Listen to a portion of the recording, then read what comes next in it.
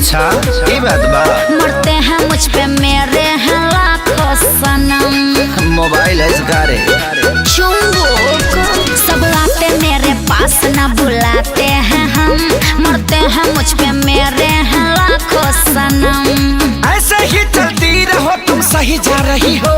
क्या ऐसे ही चलती रहो तुम सही जा रही हो। अच्छा बाजारे चा बाजार में ये रानी कुमार में भतार वाला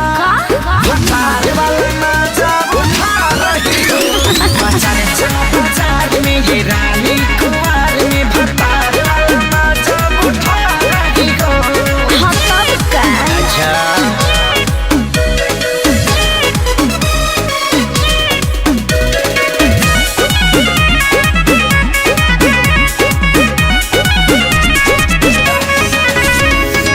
सबके समझिले मोडया मिजाज हो। हमारा जवानी के अलगे बराज अरे हो। चूस गईले तो हर जूता जवानी तब बिक रहल बा तो हर जूठा जवानी। चीज ऐसन बा हमेशा बिकते रही। हमार सर गइल बा का। सबके समझिले मोडया मिजाज हो। हमारा जवानी के अलगे बराज अरे हो। चूस गईले तो हर जूता जवानी तब बिक रहल बा हर जूठा जवानी। धीरे धीरे ट्रैक पे तुम अब आ रही हो।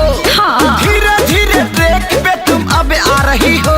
बाजारे चा बाजार में ये रानी कुमार में भतार वाला मजा उठा रही हो।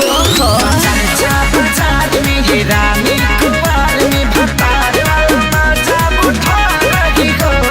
अरे टाइम बा उठावे दा। कातना ले उठाइबू आ कातना लोग के उठाइबू।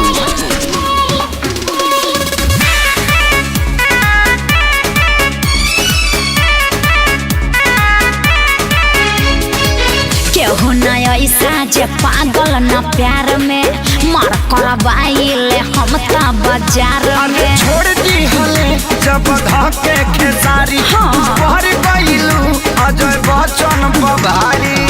अरे हम सब पे भारी पड़ जाने। आदमी है कि भैंस रे। केहू न ऐसा जे पागल न प्यार में मार करवाइले हम ता बाजार अरे में। छोड़ दी हले जब धके खेसारी। का?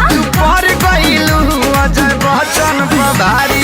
मड़ई में गरइए बाछी खूब खा रही हो। अच्छा मड़ई में गरइए बाछी खूब खा रही हो। ओके बाजारे चा बाजार में ये रानी कुमार में भतार वाला मजा उठा रही हो। तब का बाजारे चा बाजार में ये रानी कुमार में भतार वाला मजा उठा रही हो। हाँ तो दिक्कत का बा तहार हिक्कत का बा। माइयो गे माइयो।